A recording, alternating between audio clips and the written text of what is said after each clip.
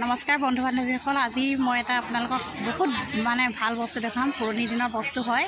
আহি আছোঁ আজি যিহেতু শিলপুখুৰী উচ্চ মাধ্যমিক বিদ্যালয়ৰ সোণালী জয়ন্তী সমাৰোহ, আজি তালৈ আহিছোঁ। মই প্ৰথমে এটা বস্তু মোৰ দৃষ্টিগোচৰ হৈছে, এয়া মই আপোনালোকক দেখাব বিচাৰিছোঁ। এইটো অসমীয়া সংস্কৃতিৰ এক আপুৰুগীয়া সম্পদ হয়। যিহেতু পুৰণি কালত আমাৰ ককা আজো আইতা আজো ককাসকলে যিটো দৰা কইনাৰ বাবে যিখন গৰু গাড়ী চৈ গাড়ী ব্যৱহাৰ কৰিছিল। মই চৈ গাড়ী আপোনালোকক দেখাই আছোঁ। মই এতিয়া আহি আছোঁ চৈ গাড়ীৰ ওচৰলৈ।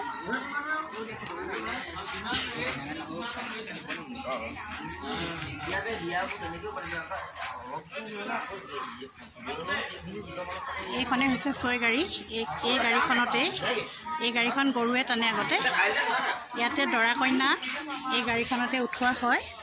মাজতে ইয়াত দৰা কইনা বহি যায় কৰিছে। আৰু যদি ৰাতি হ'লে পোহৰ দি যাব, এই লেমৰ পোহৰতে এই গাড়ীখন চলা হয়।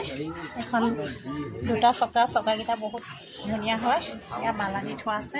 দৰা কইনা যিহেতু এই গাড়ীকেইটা সুন্দৰকৈ সজাইছে, এইটো আমাৰ ল'ৰা ছোৱালীবিলাকৰ কাৰণে বা আমাৰ অসমীয়া সংস্কৃতিৰ এক আপুৰুগীয়া সম্পদ।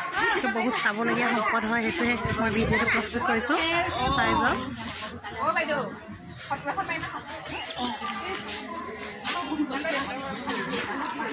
এই সম্পদসমূহ আজিকালি প্ৰায় দেখিবলৈ পোৱা নাযায়।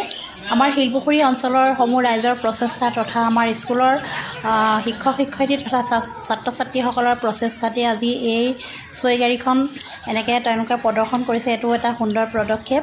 যিহেতু বৰ্তমান সময় পৰিৱৰ্তনৰ লগে লগে বিভিন্ন ধৰণৰ যান বাহন ব্যৱহাৰ হৈছে, এই সম্পদবিলাক নাইকিয়া হৈ গৈছে।